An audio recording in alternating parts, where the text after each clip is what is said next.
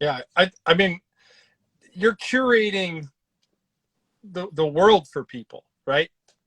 Which I think, especially pre-internet was really, that was like insanely valuable then, right? How you had no other way to do it.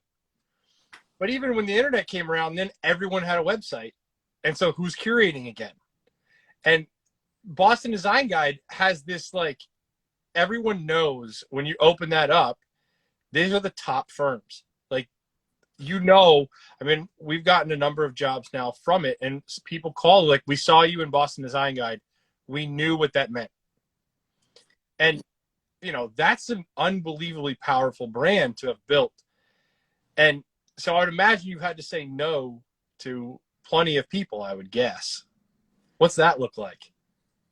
Well, I'd rather answer the first part, which is Okay. is Well, is I do think that we do definitely weed out any tire kickers or what you want to say, call them. I mean, I hate to say it like that, but I love telling that story about my son when he was little, and we were in Barnes and Nobles, and he saw someone pick up the book, and the woman's saying, "Oh my gosh, who lives like this? Really? I mean, come on, who has a house like this?" And she puts it back, and he was so upset that she didn't buy the magazine.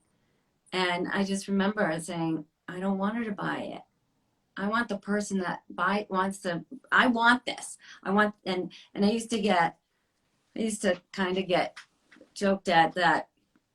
Husbands used to come up to me like, please don't show my wife your magazine. Our kitchen's fine enough, and wait. And then again, this is before the internet. Where would you have seen this? So when my book came out, people are like, oh my gosh, because it just kept getting better and better. And people are like, I thought my kitchen was good, or I thought my yard was good, but wow, look at this. And these people have the money. They just didn't know that this existed. Again, before the internet. So you're right. I think it's, um, when the internet came out, and, it was like the wild, wild west. I mean, come on. It's just, you throw it out there, it's anything. And I think that's tough. And I again treat my digital portion, my website, just like I do the print. It's clean. There's not a lot of noise. You said, whatever. Everyone picks up the book to just see beautiful pictures, to be inspired, to find resources. And that is how I've tried to keep the web. You're 2 clicks away.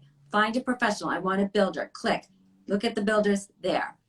So again, I do think it's hard, and a lot of people said, what should I do? And this is when we were all new to the web. And so I sort of came up with, okay, and people would be like, I don't know how to do a website. I can't afford this or that. People were talking crazy numbers back then. And so I did little microsites on ours. And I said, I'm going to do a little profile on you. And that was those microsites were better than people's websites because no one had it yet. And, um, and that was really great. And what I also loved about the web when it started coming about, and you can get these analytics, is numbers don't lie. And so if someone questioned, I don't know if anyone saw my ad in your book, or I don't know if anyone, well, the web is great. Oh, well, here, you got 500 visits to your microsite. Oh, and here's how many people went from your microsite on ours to your website. And it's great to have that. And I loved it. I wanted to be held accountable. Here's your Google Analytics. They don't lie. Yeah.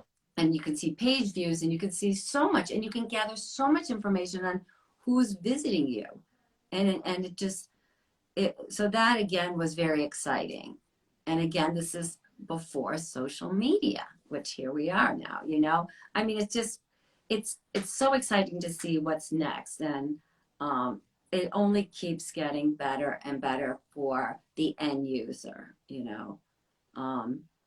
I still tout, the web is great for a lot, but believe in these professionals that we're featuring here and support them, because they're validated.